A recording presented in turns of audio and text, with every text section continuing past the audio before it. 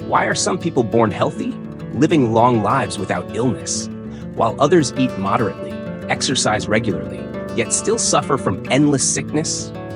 Is it all just genetics, environment, and lifestyle? Or is there something deeper, more hidden at work? In this video, I want to invite you on a journey of reflection, the blessings of 3 generations, and their silent yet powerful influence on the physical health, mental state, and even destiny of our descendants. This is not only the teaching of Buddhism and Confucianism, but also the distilled wisdom of countless generations. If you have ever wondered, how can my children and grandchildren be healthier? How can family illness be transformed? Then perhaps what we uncover here is meant for you. In this human journey, the older I grow, the more I realize health is not merely about food, exercise, or even genetics. It is also rooted in blessings, the silent foundation passed down by ancestors.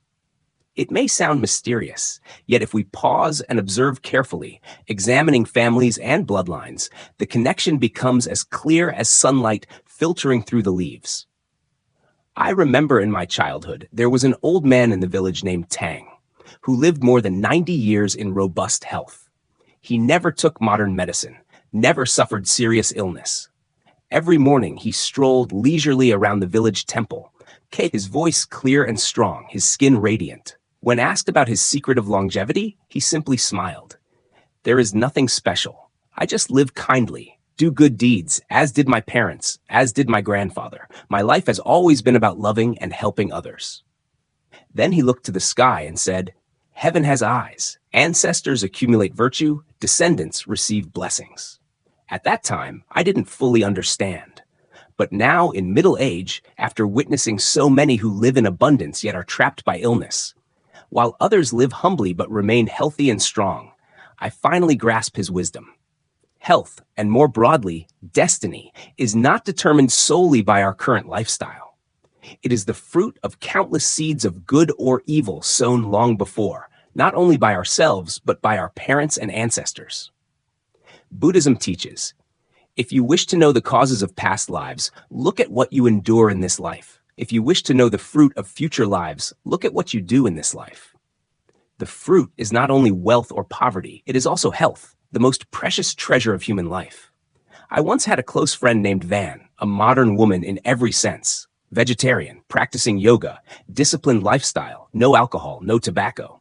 Yet strangely, she was always ill. Colds, fevers, allergies, her immune system weak and fragile. Meanwhile, a neighbor named Tai, a street vendor selling sticky rice at the market, ate carelessly, worked from dawn till midnight, never thought of disease prevention, yet was strong as an ox, never once bedridden. Perplexed, I shared this with a monk I knew at a mountain temple. He smiled gently and said, "Beings are born with their karma. Some are born with blessings, others with debts. Blessings are like armor. If you have it, you may live amidst disease yet remain unharmed. If your karma is heavy, even drinking ginseng daily cannot escape suffering." That single sentence awakened me. We often think sickness is caused by bacteria, environment, or lifestyle. That is not wrong, but it is incomplete. True health is the manifestation of an invisible chain of cause and effect, spanning generations, embodied in the very body we carry today. In the Taishang Ganying Pian, a Taoist classic also revered in Confucianism, there is a teaching: misfortune and blessing have no gate, they come only by what one invites. This means sickness and health do not fall from nowhere. They are the shadows of past actions returning to their owner. Another teaching says, a family that accumulates goodness will surely have abundant blessings. A family that accumulates evil will surely inherit misfortune. I recall a remarkable case, a family line in my hometown, renowned because every member lived past 80, healthy and illness-free. The villagers believed it was the blessings of their ancestor, Old Master Cat, who in his lifetime refrained from meat, never killed, built roads, bridges, temples, and helped the poor. When he died, villagers even built a shrine by the river, believing he became a guardian spirit protecting the land. Superstition? Perhaps. But to me, it is a symbol of faith in the law of cause and effect. For generations, that family has never known imprisonment, terminal illness, or untimely death. Could it be genetics?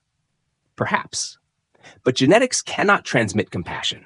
Genetics cannot transmit virtue. Genetics cannot ward off misfortune.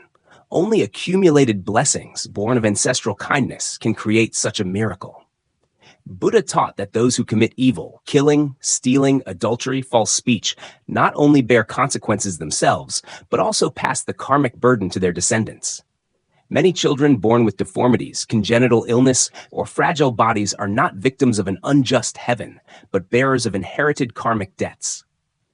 Confucianism also teaches, as Confucius said, revere heaven to preserve destiny, accumulate goodness to nourish the body.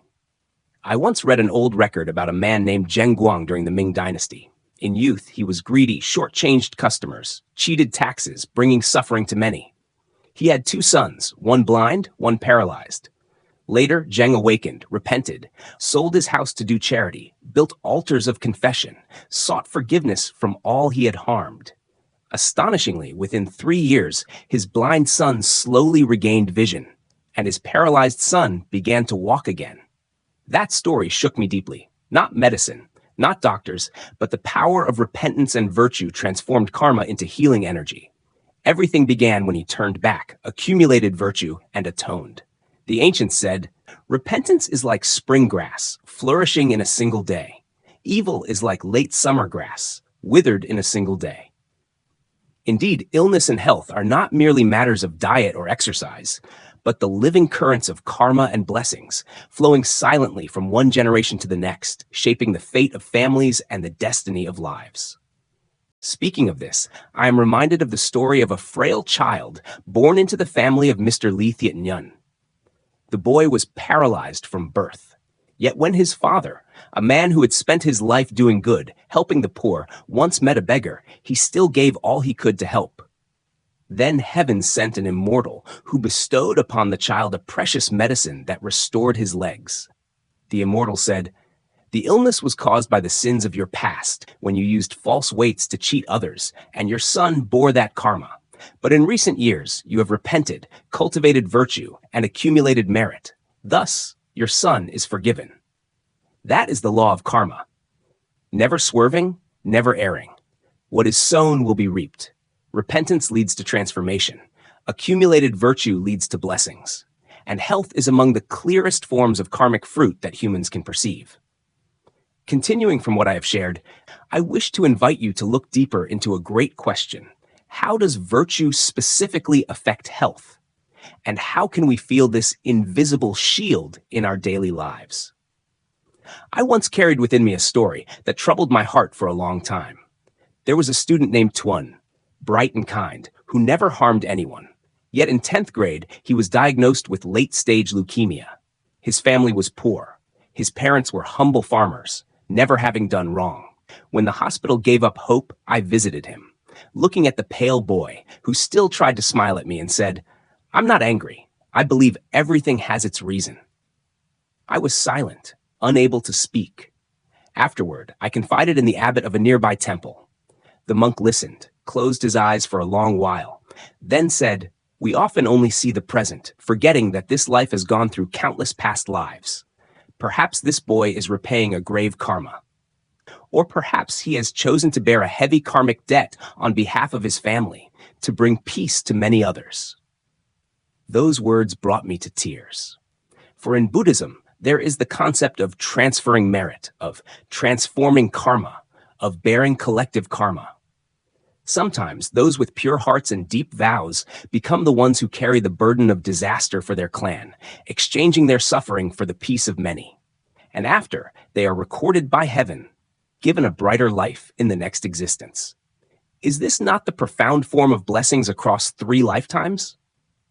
The ancients said, "A person who dies from illness may not die from illness, but from karma. A person who lives long without disease may not owe it to medicine, but to virtue." This does not mean we deny medicine, but rather that we understand health as a union of body, mind, karma, and virtue. And virtue itself is the most supreme medicine, unseen, yet never powerless. Look at families whose ancestors were righteous, honest men, never taking lives, generous in charity, ever aiding the poor. Have you noticed how their descendants often carry serene faces, Bright eyes, rarely falling sick, their bodies full of vitality? This is not coincidence. It is because they inherit a clean, pure stream of energy from their forebears, like water flowing clear from the mountain's source. I once met an elderly Eastern physician with hair as white as snow who lived in a small house at the foot of Bavi Mountain. He healed not only with medicine, but with words. Many who came did not even need prescriptions. They left simply after listening to his teachings about virtue, about eating vegetarian, about abandoning bad habits, about cultivating the heart, and within days, their illnesses eased. I asked him, "Why don't you prescribe medicine, but only preach?" He smiled and said, "Most illnesses of the body arise from the mind, and the mind is shaped by virtue. I treat the root, not the branch." He told me a story. A young woman with chronic hepatitis had sought cures everywhere in vain. When she came to him, he only asked 3 questions. Do you often kill living beings? Do you harbor anger toward your parents? Have you ever had an abortion? She froze, then burst into tears. She had aborted twice, mistreated her pets, and often quarreled harshly with her parents. He said, "You have harmed 3 lives, 3 bloodlines. Each time it was like striking your own liver with a blade. The organ cannot withstand it, thus it suffers." From then, she repented, pledged to abstain from killing, adopted a vegetarian diet, released animals back to life, and wrote letters begging her parents' forgiveness. 6 months later, she returned, her liver nearly fully healed. No medicine, only virtue. No surgery, only a change of heart. I recount this not to frighten, but to help you understand how intricately karma works. A single harmful act, however small, can pierce into the body. A single malicious thought can sow the seed of illness. And conversely, each good act, each kind thought, is like a radiant cell strengthening the body, keeping blood flowing smoothly, helping every cell rejoice in life. The Buddha once taught, when the mind is at peace, all things are at peace. When the mind is pure, the body is pure. When the mind shines, illness disappears. Confucianism said, cultivate oneself, then order the family, then govern the state, then bring peace to the world. And to cultivate oneself begins with a straight mind, living in harmony with heaven's way, and accumulating virtue from the smallest deeds. Honoring parents, sparing life, speaking truth, never harming others, living without shame before heaven and earth. You see, sometimes we think virtue is about grand acts, building temples, donating fortunes. But no, virtue begins with the smallest gestures, serving your mother the best bite, helping an elder cross the street, forgiving the one who deceived you, yielding in an argument, not cursing back when insulted, sparing life when you can let go, refusing to cheat, even for a coin. These are seeds of virtue. Sow them daily and a lifetime will blossom. And the first to reap will be your own body. You will sleep deeper, digest more easily, fall sick less, lose temper less, your skin will glow brighter, even mosquitoes will leave you alone. I am not joking. Someone once told me, I have eaten vegetarian, recited sutras, and practiced good deeds for years now. Strangely, I have not caught a single cold. Before, every season change would make me sick. I rejoiced for her. I also remember the words of an old monk from Shaolin Temple. A good man, even without praying for longevity, will suffer few illnesses. An evil man, even if he drinks elixirs, cannot escape disaster. Perhaps you think I speak theory, but try it yourself. Live purely good for 3 months. Do not get angry. Do not slander. Do not scheme. Do not kill. Live that way and see. Your body will change.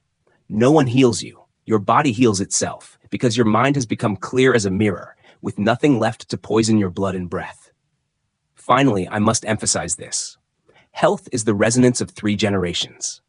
When grandparents accumulate virtue, when parents live kindly, the children inherit blessings. But if ancestors have not gathered enough virtue, then you, today, can be the one to open the stream. You can be the turning point of your lineage, the one who stops bad karma and plants good seeds. From you, your descendants will live in peace, in health, in strength. Virtue is never far. It lies in every choice. It does not shine like lamps, but glows like sunlight. It is not loud like storms, but steady like underground springs. And if you return to nurturing it, you will see health rise again, like dry trees meeting water, like the long night meeting dawn. After speaking about ancestral blessings as a stream of inherited energy, today I want to walk with you into a deeper layer, the goodness of our own hearts in this very lifetime. For no matter how much virtue our forebears may have left us, if we fail to preserve it, fail to continue sowing merit, then it is like a person who spends all the capital without ever creating more.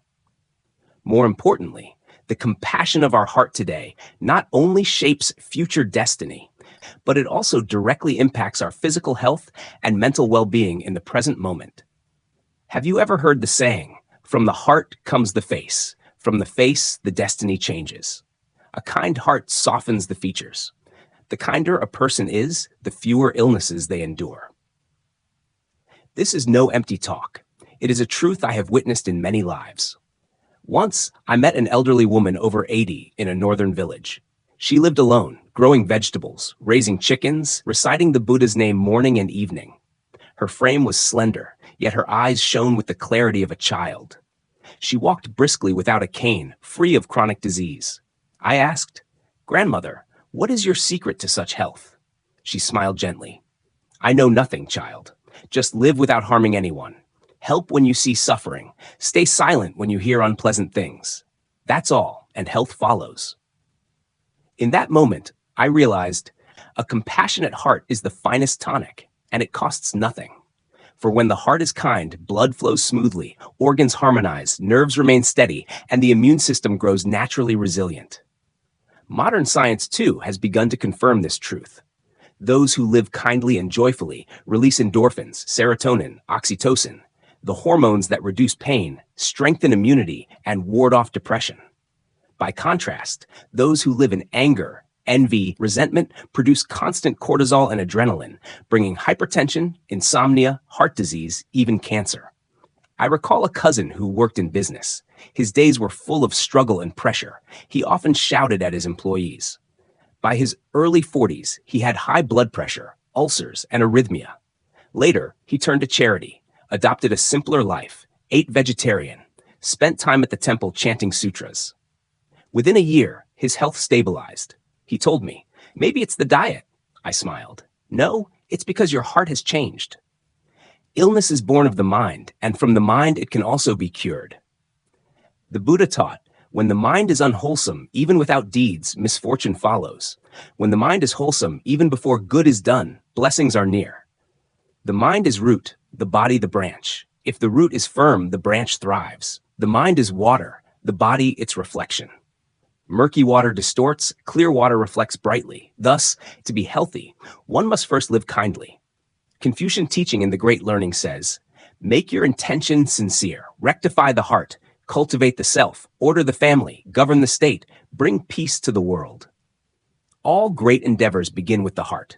A wholesome heart sustains health, and when health is firm, every task flows more smoothly. People often say, wealth comes from friends, honor from a spouse, health from the heart. It sounds playful, but it holds truth. I once knew a woman diagnosed with late-stage cancer. Doctors gave her only 6 months. She did not despair. She vowed to eat vegetarian, recite a sutra each day, and perform 1,000 small acts of kindness, distributing porridge, visiting the elderly, cleaning public spaces, donating blood, bathing other patients. Gradually, her health improved, her hair regrew, her complexion brightened. 3 years later, doctors examined her again and said, "Unbelievable, the tumor has disappeared." I do not dare to claim it a miracle, but I believe that when the heart turns wholly compassionate, the energy of virtue arises within every cell, allowing the body to recalibrate itself. A kind heart is the inner furnace that brews the medicine of life. No one can grant it, and no one can take it away. In the previous part, I shared how a kind heart nourishes health. Now let us step further. How can we nurture compassion concretely? How can our days, though busy and burdened, still be days of merit, of heart cultivation, of natural nourishment for the body? First, I must say this. Health does not come only from food, but also from thought. Not only from exercise, but also from virtue. Not only from supplements, but also from how we treat others. Thus, true health must begin with the mind. I often tell my family, Each day, practice 3 refinements, 3 actions, like 3 bowls of water that cleanse the mind before nourishing the body. Keep the heart pure, reduce spiritual toxins. Each morning, instead of reaching for the phone to scroll, I sit quietly, close my eyes, breathe, and silently vow. Today I will not lose my temper. I will not curse. I will not speak to wound another. I call this my morning cleansing of the heart. A small act, yet vital. For every outburst of anger, every resentment creates toxins in the body. Medicine tells us anger constricts vessels, disrupts hormones, weakens immunity. Buddhism teaches that each flare of wrath burns away accumulated merit. Thus, guarding peace of mind is the truest natural sedative. Do good deeds. Regulate energy and blood. I try to do at least one good deed daily, however small. Picking up a dropped item, holding the elevator for the elderly, offering words of comfort to someone in despair. Some ask, what good does that do? I just smile, for I know every act of kindness clears my own energy pathways. I once read research that those who practice small acts of kindness daily have reduced risk of stroke, depression, and hypertension. Yet long before science, the Buddha taught, virtue is like water, the heart is the vessel. The purer the heart, the clearer the water. Every good deed is a cleansing of our inner current, relaxing organs, allowing life energy to flow. Learn to let go, cleanse away afflictions. What harms modern people most is not bacteria, but affliction. The more worries, the more sickness. A restless heart unsettles the heartbeat. A narrow mind strains the liver. A malicious mind clogs the energy. I once advised a woman with chronic gynecological illness, you must learn to let go of the one who betrayed you. The more you hold on to resentment, the more your body inflames. That is toxic energy born of a toxic mind. She did not believe me, but when she finally forgave and lightened her heart, her illness gradually eased. Confucian wisdom says, human nature at birth is pure. Desires and attachments bring forth afflictions. So I remind myself each day, release one resentment, gain one blessing. Forgive one person, lighten one burden. It is the most thorough detox medicine, needing no prescription. So, what can we do to keep the body healthier? Let me lay it out as a simple to-do list for each day, practices that I and many others have applied and seen real benefits from. Early morning. Upon waking, do not check your phone. Instead, sit in silence for 5 minutes and softly recite Namo Amitabha Buddha 5 times, or offer a prayer according to your own faith. This sets a wholesome frequency for the entire day. Before meals, give thanks to the one who prepared the food and to heaven and earth for providing it. Never let food enter your body when you are angry or rushed. Your state of mind directly affects how your body absorbs and processes nourishment. In communication, speak with sincerity. Avoid harsh or cutting words. Every kind word you utter is like a sedative for your own nervous system. At work, do not compete dishonorably. Do not deceive. Live honestly and uprightly. A person with integrity experiences steady circulation and a calm heart, for the mind is not consumed by guilt that gnaws away at each cell. Before bed, reflect on yourself. Did you hurt anyone today? If yes, silently ask for forgiveness in your heart. What good things happened today? Give thanks for them. Falling asleep with gratitude and serenity is the most powerful medicine for your organs. And above all, remember this. Health does not come only from the gym, but from the state of the heart. Not only from doctors, but from your daily thoughts and actions.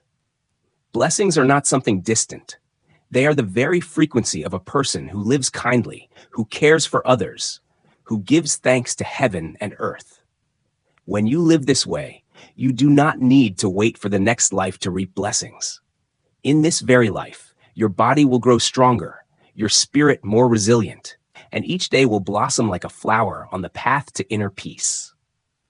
After speaking of ancestral blessings and the virtues of this present life, I now wish to delve into the third aspect, one that is often overlooked, yet deeply significant. Karmic consequences that manifest in future lives. Sometimes the deeds we commit today, good or evil, may not ripen immediately, nor even within this lifetime, but will inevitably bear fruit in the lives of our descendants or in our own rebirths. Do you believe that the health of your children and grandchildren, even generations down the line, can be shaped by your moral conduct today? For me, this is not merely a belief, but a truth evidenced across countless lives. Buddhism teaches that karmic results unfold in three ways: immediate retribution, present life karma, fruit ripens in this life; next life retribution, future life karma, fruit ripens in the next life; delayed retribution, later life karma, fruit ripens after many lives, even several generations. Among these, delayed retribution is the most subtle, persistent, and difficult to discern, yet it binds tightly to the destiny of entire lineages, shaping health, longevity, resilience, and vitality. I once knew a family where 3 generations were afflicted with congenital heart disease. The grandfather died at 38, the father at 42, and the son, barely in his 20s, already showed signs of heart failure. When his mother, devout in her belief in karma, traced their family lineage, she was stunned to learn that the great-grandfather had been a renowned butcher, slaughtering cattle in great numbers. Near death, he still laughed. "I eat salty, you drink water." A half joke, but the key to unraveling a legacy of inherited illness. Do you see? The karma of killing ripens as heart disease. The karma of filial betrayal ripens as accidents. The karma of lust ripens as gynecological ailments. The karma of lies ripens as lung or mouth diseases. The law of cause and effect spares no one, overlooking not a single deed, whether in this life or another. I do not say this to frighten you, but to awaken you. For as the Buddha taught, beings out of ignorance create karma. Because of karma, they suffer its fruits. Yet if they awaken, amend their hearts, and practice, they can transform karma, change destiny, and turn misfortune into blessings. And among all forms of karmic fruit, those related to health are the most visible and also the easiest to transform. Someone once asked me, if I live well in this life but still suffer illness, am I bearing the karma of past lives? I answered, yes, but because you now live well, you still have the chance to transform it. Another said, I live well and am healthy, so I don't need to worry about karma.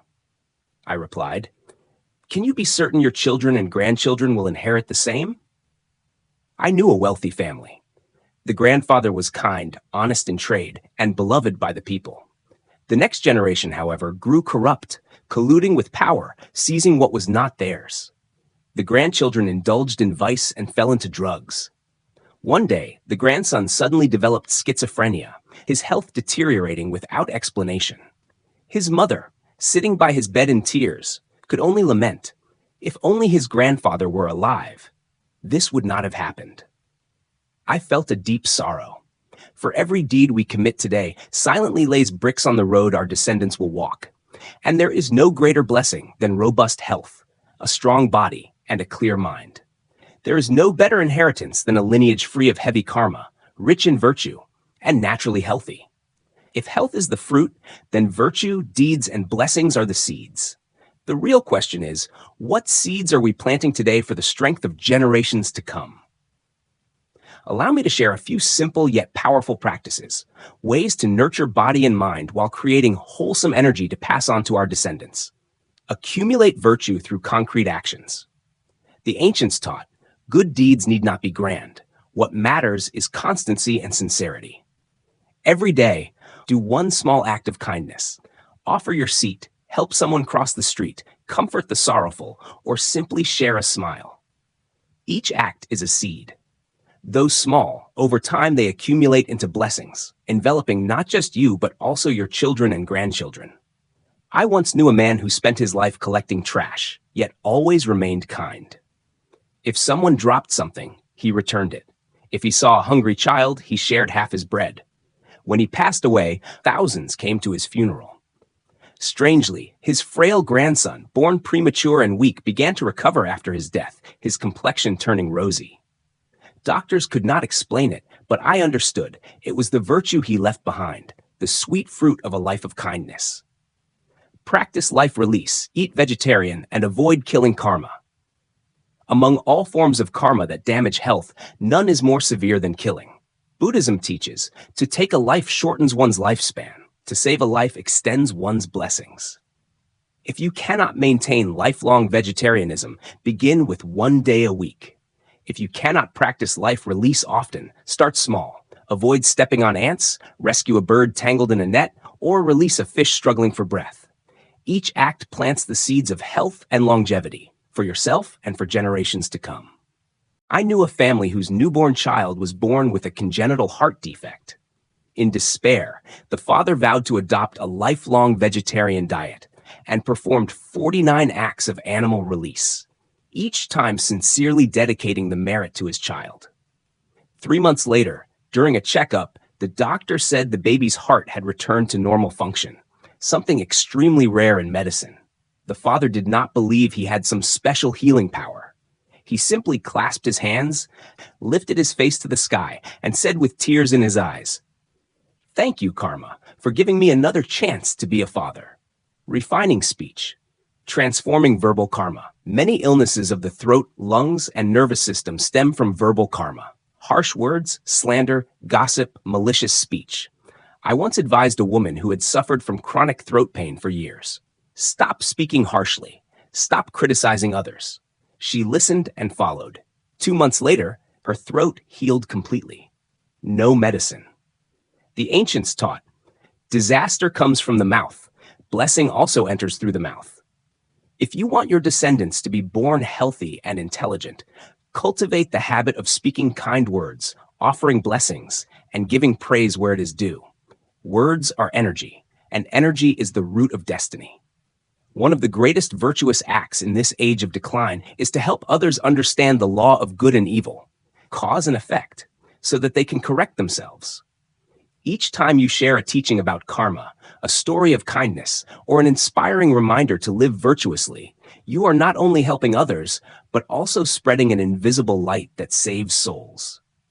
I sincerely invite you, if what I share has touched your heart or been useful to you, to press the like button and share this message with someone who needs to hear it. Even if just one person reads it and changes their way of living, avoids evil, and chooses goodness, you will have already accumulated merit for yourself and your descendants. If you feel this path is right for you, I also invite you to follow this channel. Each time I release a new video, you will be notified. I do not seek fame. I only hope to spread the light of karma and compassion to reach those who are confused, weary, and searching for a direction in life. My dear friends, health is not merely a personal matter. It is the result of many lifetimes of how generations in your lineage have lived, thought, and treated others. If today you choose kindness, let go of hatred and sow the seeds of compassion.